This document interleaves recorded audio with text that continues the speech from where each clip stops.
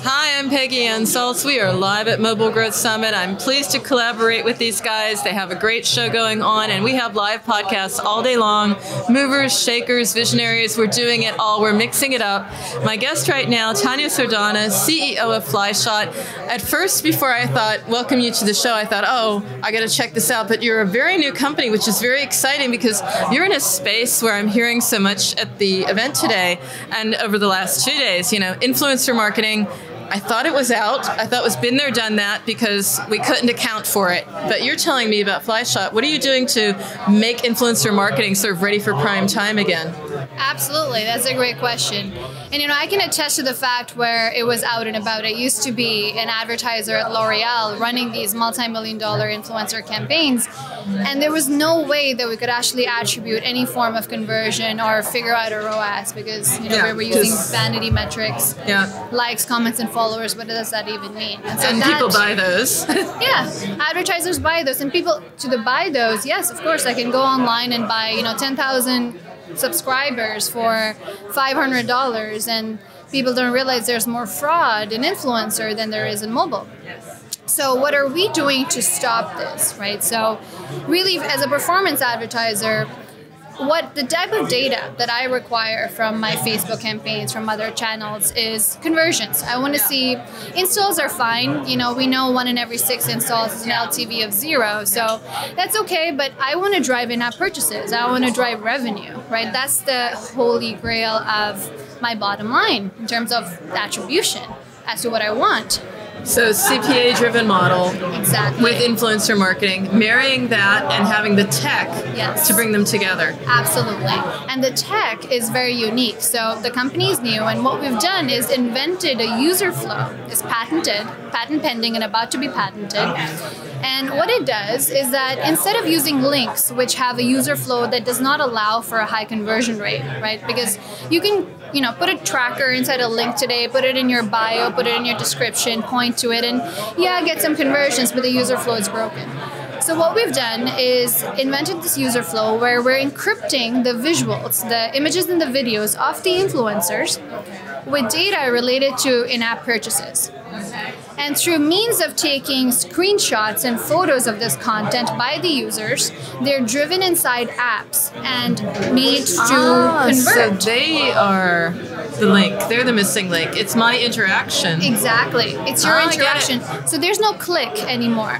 The way to unlock or the way to interact with this promotion, or let's say an influencer, and we always work with promotions, right? So think of, I'll give you a case study. We're currently overwhelmed with demand in terms of, we're almost like at MGS, and we're like, okay, we're done. We have almost, it's day 2, and we have about 7 test campaigns. Now you can sit back, didn't even have to do a lot of networking. It just came to you, which is great. Exactly, because there's a need. And so we booked 7 test campaigns yesterday. Okay. But so what would happen as a case study is think of it, let's say an iOS app that has an in-app subscription. All right. And so these are 2 campaigns we've done that performed excellently, about 150% ROAS on average. Wow. So what happened is what we do, we ask the advertiser to create a promotion on this in-app purchase, typically in the form of a 10% off, 20% off in-app subscription. Okay. Typically this would happen in the form of a promo code, which is this alphanumeric promo code that users would remember, has a conversion rate of less than 0.01%. So forget those. But what we do, the easiest way... snap a picture of it? Exactly. The promo code is inside the image itself. Got it. So what happens is the advertiser creates a promo, which is, let's say, a 10% off monthly subscription. They onboard our platform. They connect that subscription's parameters to our platform through a means of a little integration, very minor.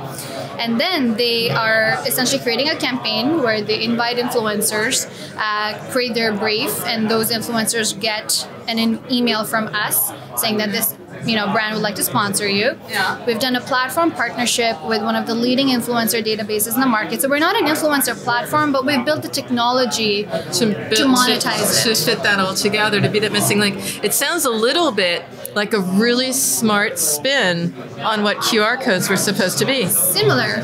You know, yeah. it's in the image. Yes. And that's the link. And then this is, of course, really cool because you're also matching people's behavior. You know, people do say, oh, that's really cool. I'll just take a picture and share it. So this is like, you don't even have to teach us, because that was the problem with QR codes. We had to teach people to do it.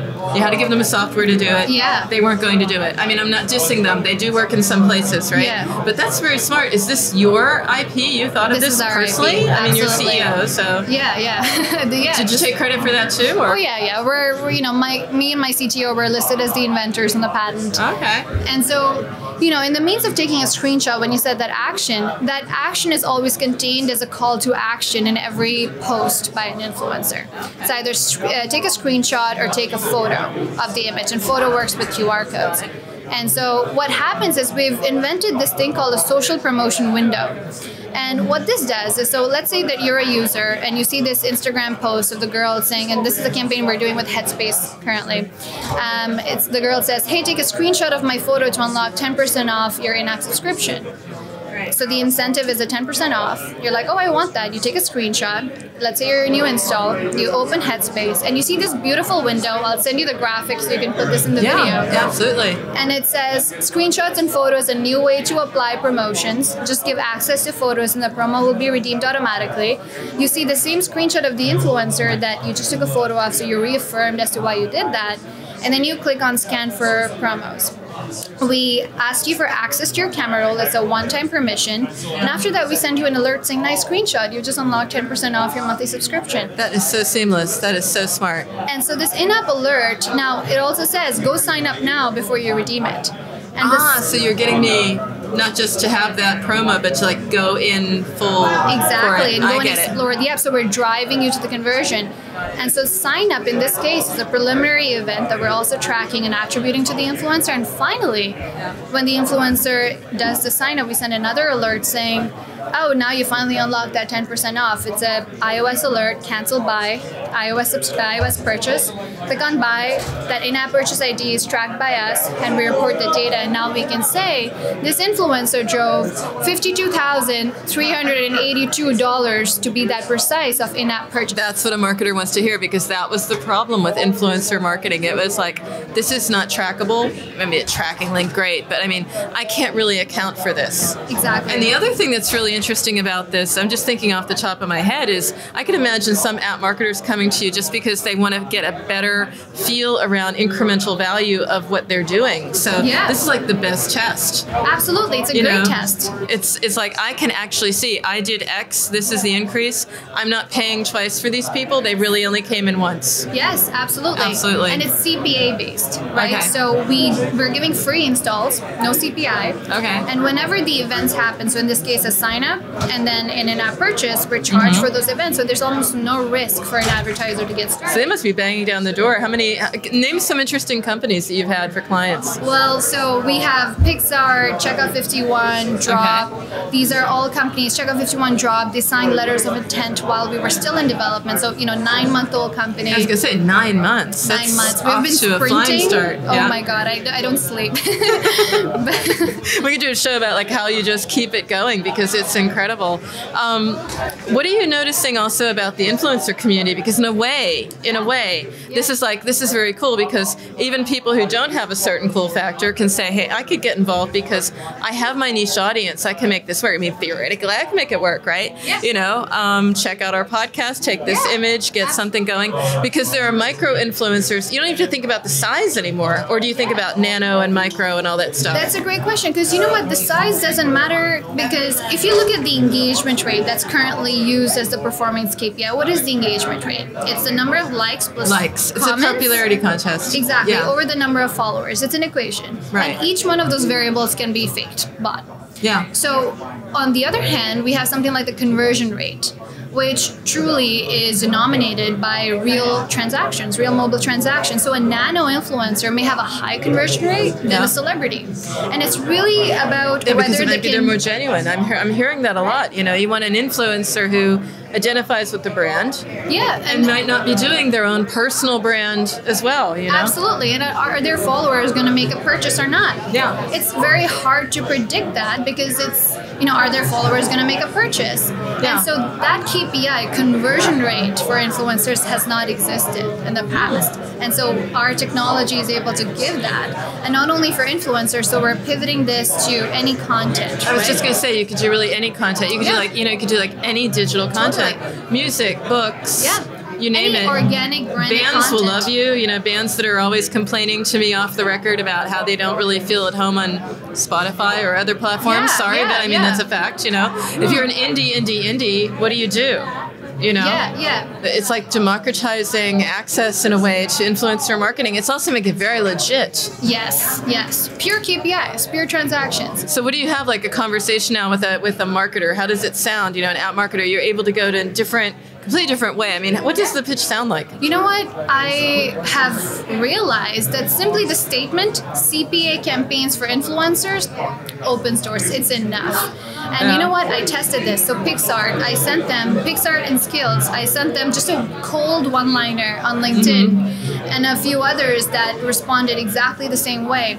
And it's magical, I think. It's magical, just that. Because, these are people that get bombarded by vendors all the time. Yeah. And so they never respond to like cold one-liners, and that's all I had to say. We'll get you 100% engaged traffic, all that stuff. I've heard that. And I just did an interview with Skills, actually. I did an article in Forbes. I mean, a great company, and I could see that because some of their players are influencers and champions. A lot of cool women playing in the casual games that can maybe bring in a community as well. So I can see it. Absolutely. And with influencers, it's a confirmation bias, right? So it's almost like watching for games. It's great because you're like watching someone else play, and that's the best form of persuasion, but really driving someone to convert versus serving them an ad. Let's face it, not everyone loves ads, but they like consuming content that's let's say posted organically by people they like. So we're able to monetize and that turning correctly. it into a business model. Because I remember being very excited by influencer marketing. I thought, this is really cool because we are ultimately, mobile tribes, mobile communities. This has to work. But then it just blew. Yeah. And marketers were coming to me saying, we're trying to figure out how to think of attribution here. How do we tell that this influencer influenced this action? You can't correlate it. Exactly. And they were like, well, you can do this model, and you can, you can work at it. You can do regression and hope, right? Yeah. So you're 9 months old, which is great. I know I'm going to be looking into this for my other content as well. Where does it go from here? I mean, you got patent pending, so I guess, you get the patent and you go full blown and do apps for a while, then digital, or what's the roadmap look like? Well, so we're focused on apps simply because, with that granular transaction data, that's our holy grail, where we want to be able to drive that $4.99 purchase at scale. Or subscriptions, which is just like awesome. Oh my God. And we only charge for the first one, so the LTV from us is just excellent. Exactly. But that's why we'll keep on apps. So I don't think we'll go to web. For what's coming forward. So we're 11 people now in Toronto. Okay. And you don't sleep, so that's actually 12. That's a good point. 11 plus 1, but no, seriously, but a small team. What do you do? You scale it, or you keep it we are absolutely small and scaling. focused? No. So you're hiring. Hiring crazy. Is the word. Okay. Absolutely. So we will be at least a 25% company before the end of the year. Okay. We're raising a large seed round, very shortly. Right now, we're almost kind of overwhelmed with demand, where our platform has, been vigorously tested in terms of QA. The technology is being tested, and we just have so much advertiser interest that it's not really the intention anymore. Like I came here, I'm like, okay, it's good to network, but really we have so much inbound where right now it's about delivery. Yeah. And so our next few months will simply be about doing campaign after campaign, generating data, and that the data sells itself. Yeah. Right. And so that's really. You're going to release some of that data as well, because people love these benchmarks. Absolutely. Yeah? So what's an uplift I could expect? Like right now, you were telling me some numbers offline. What am I looking at here on ROAS? So ROAS, at least 150% increase. Okay. Reason why is because we're discounting the CPAs compared to Facebook by at least 30% and giving free installs. Okay. So you can imagine that effect that has on a ROAS, where for us, we're deciding our CPAs. It's up to us. Yes. Right? So an advertiser can come to us and say that this works with my margin. This is what I'm paying Facebook. I'm going to say 30% off. Yeah, And you decide the discount because it's really well thought out from step to step. I get it. I get it. And we know we convert, so we also make money on the CPA, so we're incentivized to drive that conversion. Yeah. And so, you know, the uplifts have been incredible. An average conversion rate for a user doing the first event is around 22%. After they see that window, the social promotion window. That window, some user feedback we received is, oh, I love that window. I totally made my purchase. I'm coding them because I saw the influencer's image in the app itself. And you know where you are in that image, in that app. You know where you are in the flow, right? Yes. A lot of things, I remember campaigns, it's like, do this, and then you land there, it's like, where, what, I'm lost. It's not that immediate. It's just not that seamless. Here it's like literally take a picture, go up, upload it in the moment. It scans it, no uploading either. Yeah, right? It's scanning, I mean, exactly. Yeah. Always Some better. people say that, yeah, but it's completely automated, the user needs to do almost nothing, and it's a fun experience for them. So where'd you get the idea for this? Because I was looking at your LinkedIn. I mean, you've got a lot of experience, a lot of different brands. Was it like a pain point where it's like, you know what, we have influencer marketing, but I can't deal with this. It's eating up budget. I can't answer to my boss. I mean, what was it that gave you the idea? Totally. So it all started when I was at L'Oreal, and we were doing, you know, multi-million-dollar campaigns for Maybelline, Gigi Hadid, like, you know, influencers, and you know, for store visits, like what is the ROAS, what is the conversion? So it was just completely being, I was head of digital strategy, and you know, it was just a big blank hole. And then I had some personal influencer campaigns that I did, and I felt the pain from their end as well, and I know how easy it is to go and buy, you know, the fraudulent bots and all that. Yeah. And so it's hard for them as well to prove their worth. Exactly. Now they can. Exactly. And you know, to that point, it's very interesting to see how influencers are responding to this. Because the feedback we've received so far, and you know, at first I was a little skeptical. I'm like, celebrities typically get paid, you know, $250,000 for a post. Are they going to do this on a purely performance basis? And I myself was surprised. And I'm, of course, the biggest believer in this, and I was surprised in that I was like, you know, yeah, they'll do it for $15 a subscription. And the way we convince them, and the way we, not, you know, I don't even have to convince them now, but the way we present it is that you are able to prove your worth. And this is me telling them, can you imagine how many brand deals you'll get after you can say how many sales you really influenced? Exactly. That's a lot stronger than saying I've got followers. Exactly. And again, you know, to that point, I've been talking to some companies that have, like, you know, very niche products, and they go for these very niche audience, you know, like runners and climbers and, you know, sports people. Now, you know, because they're out doing their thing. They're out doing whatever it is they're doing in fitness. They're not thinking about their personal brand. They're not feeding their Instagram all the time. Right. They're just doing it. And so that gives them the power to say, you know, hey, the running community looks up to me because I'm always out there running. Yeah. And now they can show that worth. Yeah, because absolutely. before it was like just get a whole army of people to take care of your social profile. Yeah. You go out and run, right? Yeah. So I get that. What are some stories maybe about where you could see this coming? First, you're going to deliver. But I'm also excited about the idea of this going out to other media. I mean, I know you'll be in apps first. It's really important. But have you thought about that? Have you been talking to others in music and, you know, indie movies and short films and all that good stuff? Because you could. Absolutely. So the beauty of it is that we work with apps simply because of that tracking, because we get really granular with the tracking, but the genre is something we can expand all over. So, you know, with music, Spotify is an excellent. In fact, we have the Spotify example on our landing page, right? And so music is excellent. In movies, I didn't even look there and I thought about it. It's quick. We need to, we're working, so you see it's a landing page. We've been so busy with the platform, we have to, you know, invest time into the topical and aesthetic things. Yeah. But, you know, it's good. It's coming along. And on the note of, well, genre is something we can cover, right? So if, for example, it's you know, if it's movie theater, if it's indie movies, if they have a mobile app and they know the conversion they want to drive, and that's my first question, is what is something that's to an advertiser, is what is something that's valuable for you to drive inside your app? What is conversion? And we work with types of conversion. We work with in-app purchases, iOS-driven in-app purchases and Android, also subscriptions, and then we work with internal payments where the transactions don't go through the Apple and the Google Play stores. Right? So if you look at Uber Eats, if you look at, you know, any other shopping app, they have their own internal payment systems to facilitate those transactions. So we're able to do, drive transaction data through them, those types of transaction apps as well, of course. And food delivery apps are massive for us. Just promo codes are. I mean, yeah, exactly. That would be a natural as well. Right. Well, this is fantastic, Tanya. Yeah. I mean, we talked about what's next for the company. How about for yourself? I mean, if you get time to think about it, I mean, I can see you actually, inspiring a lot of entrepreneurs, not just women entrepreneurs, but entrepreneurs. Just you got a startup, you got 9 months, you've got the plan. What's next for you? You going to share some of that, or focus more on just building the business? Yeah, I'm happy to inspire along the way. I get a lot of little girls like messaging on Instagram, like teenage girls, and I love that. Like I'm happy to.